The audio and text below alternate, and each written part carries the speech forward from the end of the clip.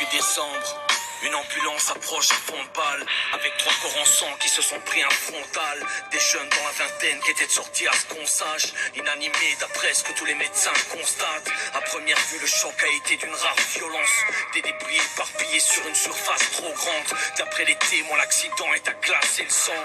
Toutes les dépositions sont faites, reste à marquer le temps. 7h30 du mat dans une petite bourgade tranquille, plutôt habitué à ce que tout soit plus calme qu'en ville. Mais en ce dimanche matin, l'atmosphère est triste et lourde. Les traces du crash les a pensées que la mort les briserait tous. De la boucherie à l'épicerie, les langues se lâchent. Ça parle que de ça dans toutes les bouches, certains frappent même les chambres de rage.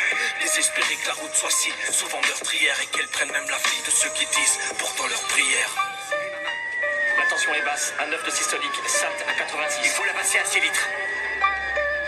On est encore loin, environ 6 minutes. Les routes sont verglacées.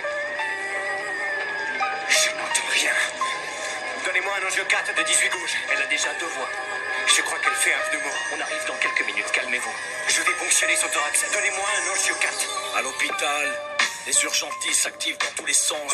Le défibrillateur affiche quand le pouce déclenche. Baxter, poche de sang, piqûre, masque respiratoire. Certains clients s'enlâchent sans blague, petit patois. Ils donnent sincèrement tout ce qu'ils sont, ne veulent pas échouer. Après en avoir perdu 2, ne pensent qu'à se dévouer.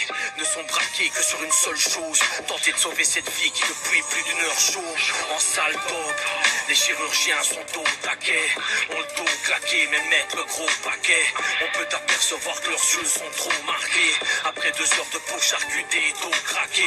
Mais au bout de leur calvaire, cette fois, c'est leurs efforts payent. C'est l'esprit vide et qu'ils s'échappent de ces décors ternes, avec le sentiment du devoir accompli, malgré qu'ils sachent que l'avenir de ce gamin avec quoi s'assombrir.